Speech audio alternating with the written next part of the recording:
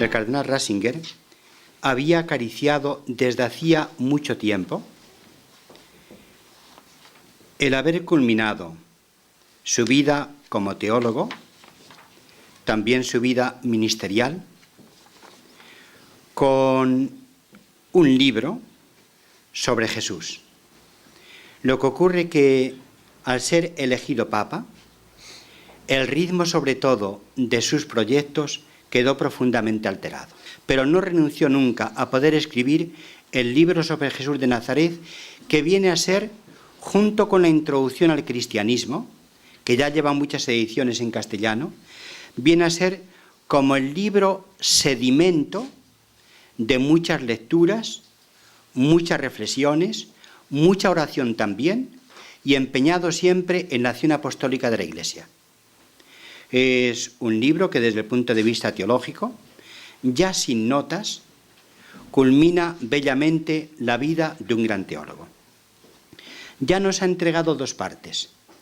Una primera parte, desde el bautismo de Jesús hasta la transfiguración, y una segunda parte, que es la que tenemos delante, que abarca desde la entrada de Jesús en Jerusalén hasta la resurrección.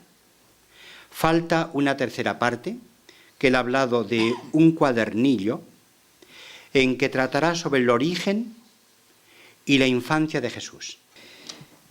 Los dos tomos, ninguno de ellos, ni tampoco lo que vendrá, constituyen propiamente hablando una cristología. Tampoco son una vida sobre Jesús.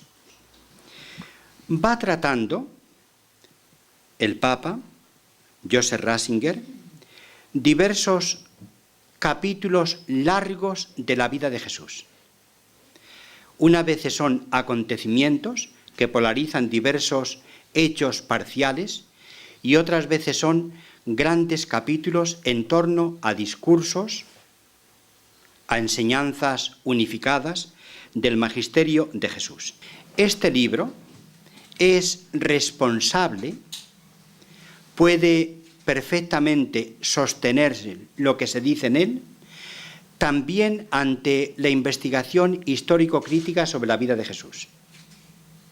Es un libro, desde un punto de vista histórico, que se sostiene con argumentos para poder discutir con los judíos, con los protestantes y con los católicos, que han tratado de estas cuestiones.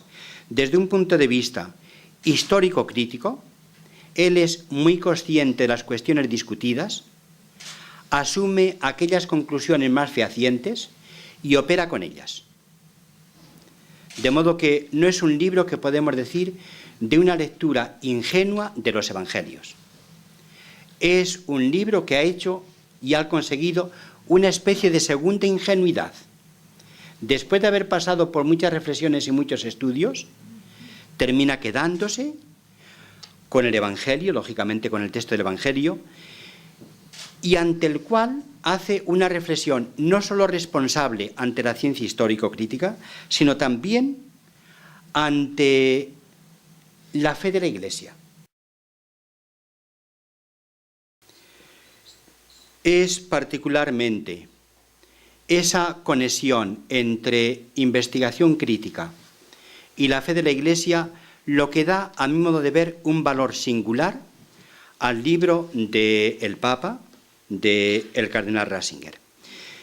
Teniendo en cuenta algo que él constantemente está reflejando en sus escritos, que es la conexión entre la razón y la fe. La fe es razonable. La fe no se resuelve en razones, pero es razonable. Nos lleva más allá de lo que la racionalidad de la fe puede ir afirmando. En este punto se conecta particularmente la historia de Jesús, con la fe en él. Podemos comprender que si Jesús es un personaje de la historia y si la investigación histórico-crítica no hubiera podido detectar y además acrisoladamente y fundadamente lo esencial de su manifestación histórica, si ese fundamento no se diera, la fe entonces quedaría en el aire. Entonces, esa conexión entre investigación histórica y la profesión de la fe cristiana está muy presente en el libro del Papa. Y además, de una forma muy responsable ante la ciencia, ante la provocación de la ciencia, ante la interrogación de la ciencia y también, lógicamente, ante la profesión de la fe. La investigación histórico-crítica solo llega hasta determinadas conclusiones. Por ejemplo, hasta lo que Jesús realmente dijo, lo que Jesús realmente hizo, la forma originaria como afrontó su muerte, la forma como murió. Pero la fe de la Iglesia nos dice mucho más. Nosotros, en relación con Jesús, no solo retenemos estos datos básicos de la investigación histórica, en relación con Jesús nosotros le invocamos, hablamos con Él, podemos encontrarnos con Él porque está vivo, es el centro de la celebración litúrgica de la Iglesia. No solo recogemos algunos aspectos importantes de la investigación sobre Él, hay un tránsito que justamente es el que la fe da, en virtud del cual a esta persona que se ha portado de esta forma, que se manifestó a los discípulos después de muerto, se entabla una relación con Él, que es una relación de fe, de entrega de la vida, de comunicación orante con Él, de celebración cultural, que justamente es como Ratzinger, el Papa Ratzinger, se relaciona con Jesús aquí. Recoge lo que la ciencia histórica puede decirnos y da un paso mucho más allá, que es justamente el paso de la fe.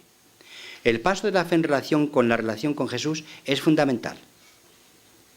No solo podemos sostener determinadas opiniones de Jesús ante la investigación, nosotros sostenemos también una postura creyente ante Él.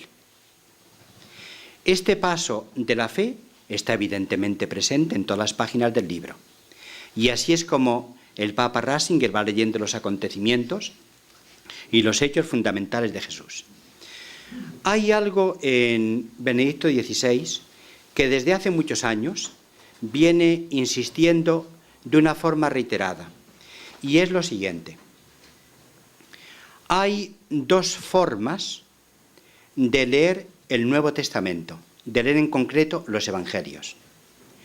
Una forma científico-histórica y otra forma de carácter teológico. Científico-histórico quiere decir de una forma abierta y se llega a la conclusión, pues este personaje realmente ha presentado unas reivindicaciones como ningún otro personaje las ha presentado en la historia. Ha manifestado una grandeza de alma. Le han ido creyendo intermitentemente. La cruz significó una cesura en la fe de los discípulos, no en la fe de la Virgen. Hay una forma de interpretar, de hacer hermenéutica, digamos, de los escritos del Nuevo Testamento, que es una forma histórica, y hay una forma creyente que tiene que unirse a la forma histórica de la investigación. Y justamente es lo que Ratzinger hace aquí. Yo tengo la persuasión de que este libro es muy importante por lo que dice, y es importantísimo por el método que ha puesto en acción. En lugar de bifurcarse como en dos ramas que no se encuentren, la investigación crítica y la fe, aquí se encuentran estrechamente integradas. Por tanto, para descubrir el verdadero sentido del texto sagrado, hay que tener en cuenta tres criterios importantes de interpretación, que en este libro constantemente van apareciendo. Un primer contexto, un primer criterio, la unidad de los dos testamentos. La unidad del Antiguo Testamento que desemboca en el Nuevo, y con la luz de Jesucristo se relee el Antiguo. Constantemente en todos los capítulos hay referencias al Antiguo Testamento. Un segundo criterio, la tradición viva de la Iglesia. La Escritura ha ido surgiendo en el interior del pueblo de Israel y el Nuevo Testamento ha surgido en el interior de la comunidad cristiana. Por tanto, el Nuevo Testamento, digamos ahora, tiene que ser leído en el interior de la Iglesia. Y un tercer criterio es dice la Constitución, la analogía de la fe, que quiere decir la convergencia, la compaginación, la unificación de los diversos escritos de la Sagrada Escritura, de los diversos tipos de escritos y géneros literarios, de los diversos autores, etc. Esto el Papa Ratzinger lo tiene muy presente en la metodología que él utiliza. Él incluso en algún momento llega a decir que estos criterios en el posconcilio se han tenido demasiado poco en cuenta. Está escrito con sobriedad, con mucha sobriedad. No cede adornos fáciles. En este sentido, igual que el Papa se reserva en las relaciones siempre para las cosas más importantes, también su escrito siempre tiene cosas que decir y no escribe como frases o párrafos huecos. Siempre va presentando cuestiones importantes. Es muy difícil encontrar un párrafo en el libro que no tenga un contenido que merece la pena ser recordado. Por lo menos esta es la impresión que yo tengo a medida que he ido leyendo el libro. Lo tengo subrayado por todas partes. Así como hay libros que con una palabra que se subraye es suficiente, en este libro, igual pasó también en la primera parte, ocurre justamente lo contrario. Son escritos que merece la pena leerlos despacio. Nos ha prestado un servicio extraordinario. Tenemos ahora a alguien que nos preside en el Señor como pastor universal de la Iglesia, alguien que es teólogo. Y él seguramente comprendió desde muy pronto que una de las características que tenía que tener su servicio en la sede de Pedro era justamente el transmitirnos los frutos de una vida entera dedicada, y con qué dedicación, al estudio de la teología. Él ha ido haciendo una especie como de criba permanente, de muchos estudios que a veces son muy farragosos y requieren muchísima paciencia, pero él de una forma muy sencilla con lenguaje teológico y con el detenimiento que requiere una lectura de este estilo, que no es una novela policíaca, ni es tampoco una crónica de un periódico. Pero de aquí podemos sacar un fruto inmenso.